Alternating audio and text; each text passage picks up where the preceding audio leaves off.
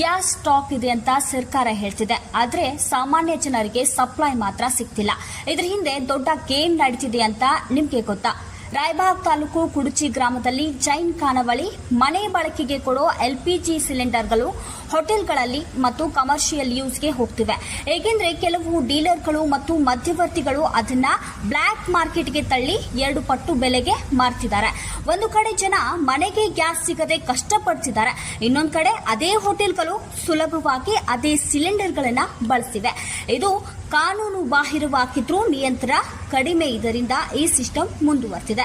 ಇದರಿಂದ ಸರ್ಕಾರಕ್ಕೂ ನಷ್ಟ, ಜನರಿಗೂ ತೊಂದರೆ ಮತ್ತು ಸತ್ಯವಾಗಿ ಬೇಕಾದವರಿಗೆ ಗ್ಯಾಸ್ ಸಿಗೋದು ಕಷ್ಟ ಆಗ್ತಿದೆ.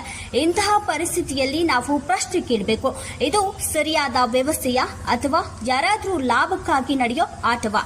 ರಾಯಬಾಗ್ ತಾಲೂಕು ಕುಡುಚಿ ಗ್ರಾಮದಲ್ಲಿ ಸಂಬಂಧಪಟ್ಟ ಅಧಿಕಾರಿಗಳು ಕಣ್ಮುಚ್ಚಿಕೊಳ್ತಿದ್ದಾರೆ. ಸಮೀರ್ ಅರ್ಬಾವಿ, ಗೋಕಾಕ್ ನ್ಯೂಸ್ 23.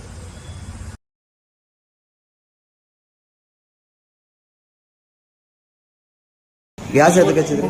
ಹಾಂ ಮುಗದೈತಿ. ಹಾಂ ಎಲ್ಲೈತ್ರಿ? ಕಮರ್ಷಿಯಲ್ ಎಲ್ಲಿ ಐತಿ? ಹೆಂಗ್ರಿ ಹೆಂಗೆ ಕೊಟ್ಟಿರಿ ನೀವು? ಹಾಂ ಎಲ್ಲಿ ತುಂಬಿಸ್ಕೊಂಬರ ಕೊಟ್ಟಿರಿ? ಯಾರು ಕೊಟ್ಟಿರಿ? ಹಾಂ ಸಿಲಿಂಡರ್ ಮೊದಲ ಕೊಟ್ಟಿರಿ? ಹಾಂ ಅದ ನಿಮ್ಮ ಕಡೆ ಇರ್ಬೇಕಲ್ಲ. ಅಡ್ವಾನ್ಸ್ ಹೆಂಗೆ ಕೊಡ್ತೀರಿ ನೀವು ಅವ್ರಿಗೆ? ತುಂಬ್ಕೊಂಡು ಬರೋಕೆ ಅಡ್ವಾನ್ಸ್ ಹೆಂಗೆ ಕೊಡ್ತೀರಿ? ಹಾಂ ಸಿಲಿಂಡರ್ ಅಡ್ವಾನ್ಸ್ ಹೆಂಗೆ ಕೊಡ್ತೀರಿ ನೀವು? ಒಂದೇ ಐತಿ ನಮ್ಮ ತಕ್ಕದ. ಹಾಂ ಒಂದೇ ಐತಿ. ಒಂದೇ ಐತಿ. ಆಯ್ತು.